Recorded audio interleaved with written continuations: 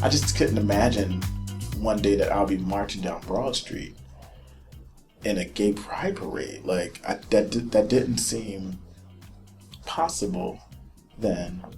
And I'm certain that for those who were on the other side of my sermons or prayers or whatever else, they were always so shocked. I bought a little statue of Michelangelo's David, just thinking, this is a beautiful thing, without realizing what a cliche it was. And the guy who sold it to me, there were two men who ran a little bookstore that had a few, decorative items. I think it was Halsey Street, and I'm sure they were gay too. I took my children, they were babies, to Independence Park in the Airmount section in Newark. And I went to the water fountain. My son was thirsty. They were both thirsty. So I took them to the water fountain. And there was this girl standing there. And I thought she was with her kids. But it turns out that she worked for the park.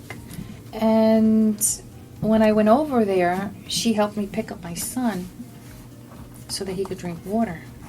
And her hand kind of touched my hand. And I just lost it because she was so cute with her little tool belt. Early on, before kindergarten, it wasn't attracted to men. I was attracted to big T-shirts, which would make it look like I had a dress on. I remember these things. My partner, who is Italian and white, this was a mostly white neighborhood. When we came out of the club, there was I forget the context under which some altercation was going on between some words or whatnot between my partner and somebody else, one of the folks who were at the club, outside the club and whatnot, some derogatory stuff. And so we got in the car and proceeded to drive off, and didn't realize until we got home that there was a little bullet hole in the car, in the windshield of the car. And apparently someone had shot. It was like a BB gun or something that wasn't substantial. But they had shot at us. And so, of course, I never went back there. It was a mostly white neighborhood. 390 North 5th Street. That was during that time, that was what we call Imperial Alley country. But then I met my first girlfriend actually at Club Zanzibar. And it was during that crazy time period. And, that was just when that was Pandora's box right there. And it was done. She was dancing to Was That All It Was by Jean Carnes. And I'll never forget, like, she was just dancing with herself in a mirror, and the room was like this smoky blue, and it seemed like we were the only two people in the entire space, but I know there had to be more people there, but that's how I remember it. And she turned around, and that was the end of that.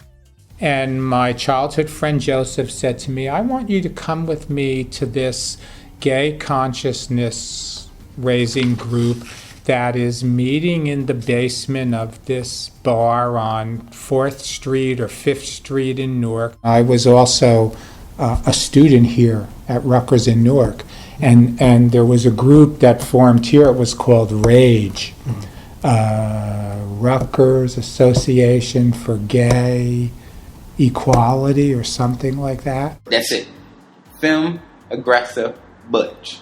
So I went from aggressive, and then I went to butch, but trans was never in there. And I didn't know anything about it. And I knew like butches who were taking hormones, like I knew about testosterone or whatever. But we never used the word transgender. It was, oh, she a butch. If you strapped on and you wore your strap 24/7, you still was a butch. I don't recall transgender or the acronyms that they use, like F to M, now ever coming up in the vocabulary.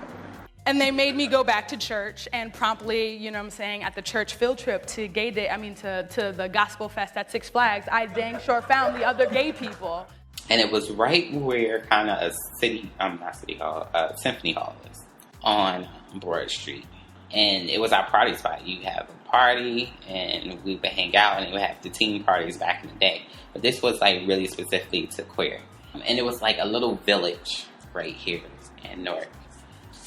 It was a safe haven. You could go and you would hang out and you could see your peoples, and it was a place that you really could feel safe.